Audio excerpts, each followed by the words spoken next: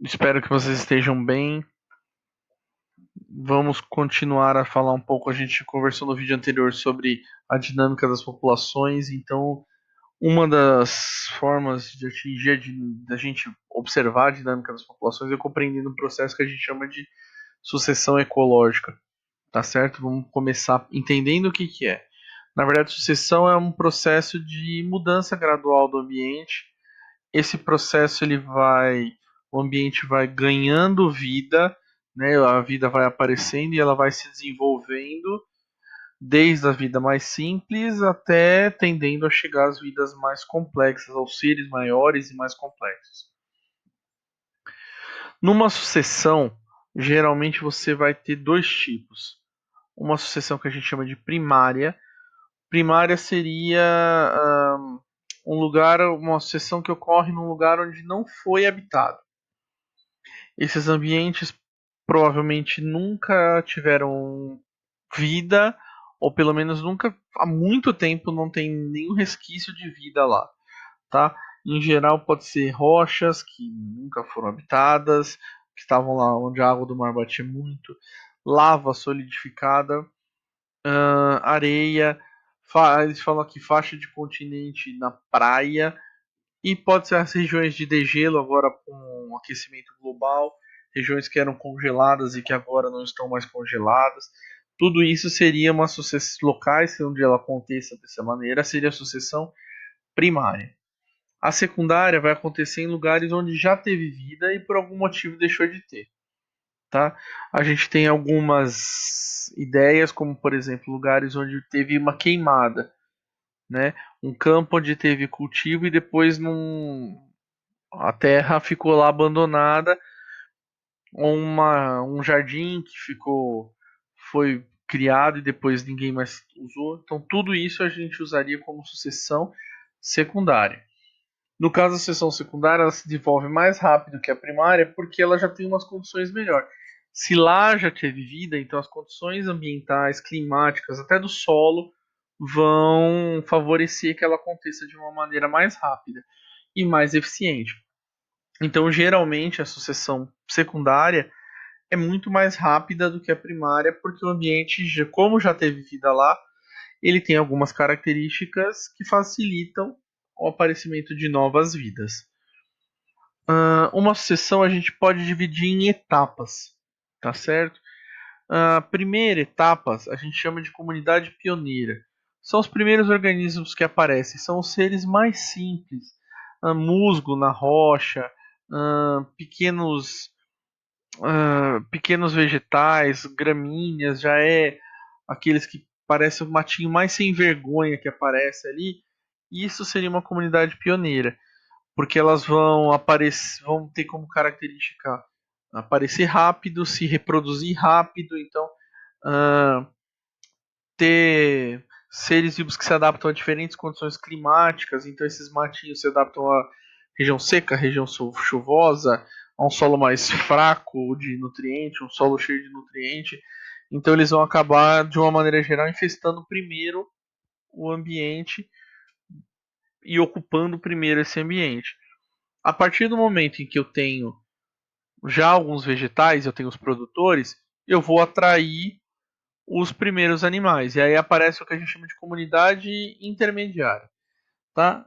Alguns lugares falam em comunidade de transição, porque é uma comunidade que ainda sofre variações, mas ela não muda, ela só muda a sua característica de tamanho, a tendência durante o processo é que o tamanho dos seres aumentem, os animais, primeiro chegam os animais menores, as bactérias, e aí os animais vão crescendo de tamanho, as plantas vão crescendo de tamanho, e isso percebam que isso demora anos e mais anos, às vezes até séculos, para acontecer e ocupar da maneira correta.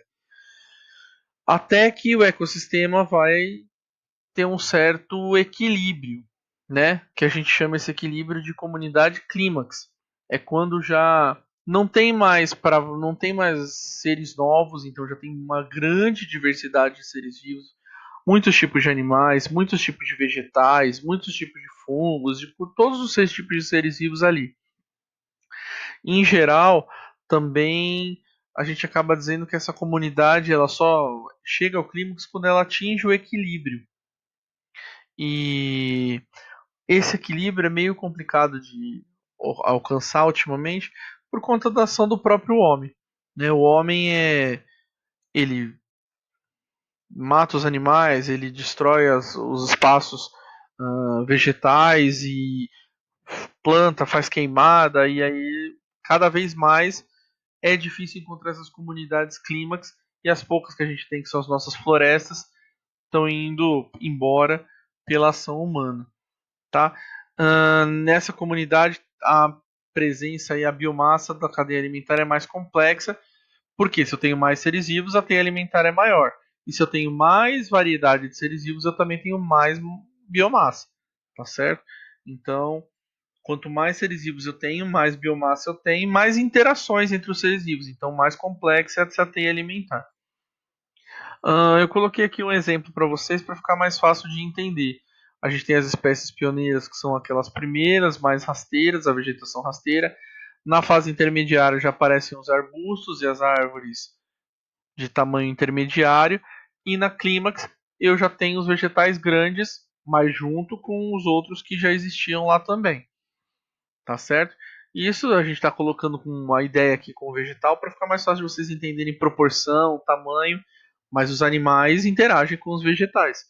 A gente tem os seres que são herbívoros, depois tem os carnívoros que se alimentam desses herbívoros. Então, eles também vão participar dessa sucessão ecológica.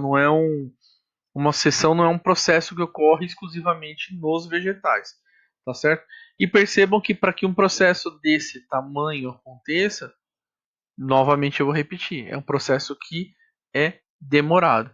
Não acontece de uma maneira rápida, não acontece da noite para o dia. Não dá para você pensar que esse processo vai acontecer de uma maneira tão simples, porque ele não é simples. O que acontece é que ele é demorado, porém ele é natural. Então vai ter uma ocupação das espécies que deveriam ocupar aquele espaço naquele momento e naquele ambiente. Então as espécies que estão surgindo aí são adequadas para aquele ambiente. Coisa que se o homem interferir já não vai acontecer mais. Quando a gente fala de sucessão, tem algumas observações que é importante para a gente colocar. Né? Então eu coloquei alguns eventos aí para a gente conversar. Aumento da biodiversidade, que é a quantidade de seres vivos, e da complexidade do ecossistema, aquilo que a gente falou. Se eu tenho mais seres vivos, eu tenho mais interações entre eles. Aumento da biomassa.